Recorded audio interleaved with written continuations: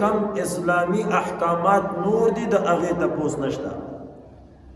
زه دا کاروبار کوم دا حلال دی که دا حرام دی، زه دا لباس جوړوم دا حلال دی که دا حرام دی، زه داسې سټایل برابروم دا حلال دی که دا حرام دی، زما په دې لباس کې زما د شریعت ما ته څه حکم دی، زما په دې کاروبار کې ما ته زما د شریعت دا څه حکم دی.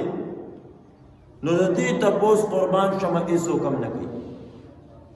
زه لکه ډرا کوم د دې څه حکم دی، څو دا قسمه قسمه بلاګانې راوتې. حیران پاتې و، حیران چې د معاشره په کم طرف باندې لاړه. بل اوس خبر شوم زمونږ او ستاسو دې علاقې سړی دی 14 لکه روپۍ د جز په ګیم کې بیللی دي. 14 لکه روپۍ د جز په ګیم کې، او د الله د دین دپاره به ورسره 10,000 روپۍ هم دي. 14 لکه روپۍ په څه باندې؟ اتیا پیره مې درته وویله چې ګوره څوک چې یو کار کوي ستا د پیدې دپاره نه کوي.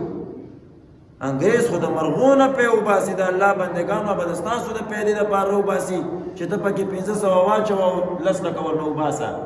خپلې پیدې دپاره لګیا دی، 14 لکه روپۍ ورنه وړي.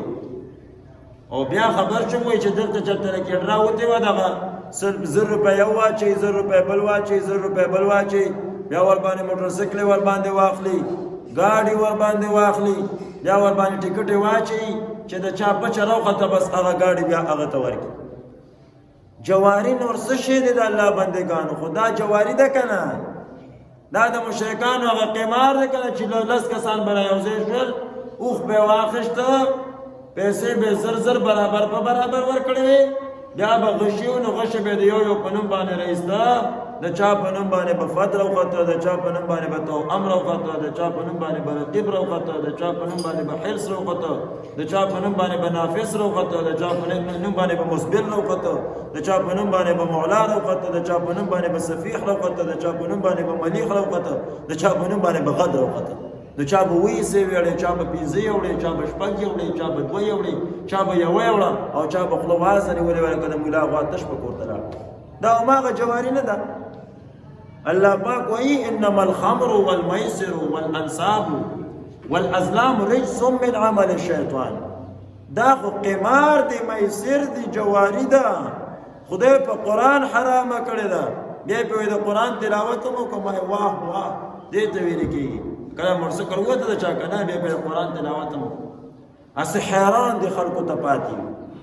نو زمونږ او د ستاسو خلک دې تپوس نه کوي چې دا کاروبار کوم دا حلال دی که دا حرام دی، دا لباس کوم دا حلال دی که دا حرام دی، زما د زندګۍ دا روز دی دا حلال دی که دا حرام دی. وجه دا ده چې قربان شمنګه اسلام راوړی دی خالص مانځه ته او زکات ته او روجې ته.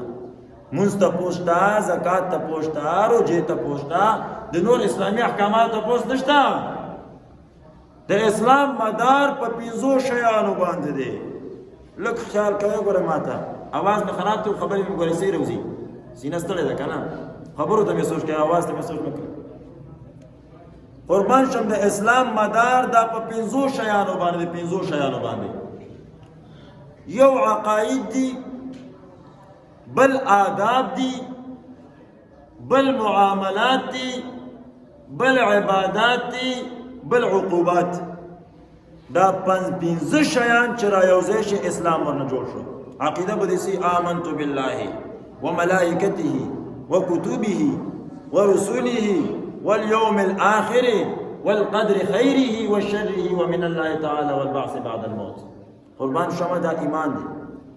خیال خود شو ورته اعتقادات عقیده به برابرې، بل آداب دي، اخلاق به په کوم انداز باندې، ورشه درشه به په کوم انداز باندې، معاشرات دي، ګاونډي سره به ستا څنګه تعلق دي، کور سره به ستا څنګه تعلق دي، مور او پلار سره به ستا څنګه تعلق دي، رشتہ دارو سره به ستا څنګه تعلق دي، دې ته ویل کېږي آداب. دا قربان شمه دویمه حصه ده د دین.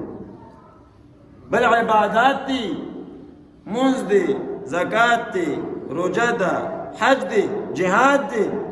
دا چې کومه دا د مانځه قربان دا د عباداتو هغه اقسام شول. بل معاملات دي، معاوضات مالیه، مخاصمات، مناکحات، طریقات، همدغه رنګه قربان شمه امانات دا پنځه قسمه باندې خو ادا شول معاوضات مالیه دا شی علم حلال دی که حرام دی سود رسور باندې را نشي رشوت ور باندې را نشي نکاح کوم څنګه انداز باندې حکم مناکحات مخاصمات قاضي څنګه پکار دی گواهی به د چا قبولې د چا بني قبوله سړی مړ شم طریقات میراث ته په کوم انداز باندې تقسیمیږي نر ته به څومره حصه ملاویږي ښځه ته به څومره حصه ملاویږي زوی اشتن وصیه به حصه وړي که نه به وړي په دقسې انداز باندې طریقات امانات پنځم نمبر امانات نو قربان شمه دا د چا د معاملاتو اقسام شو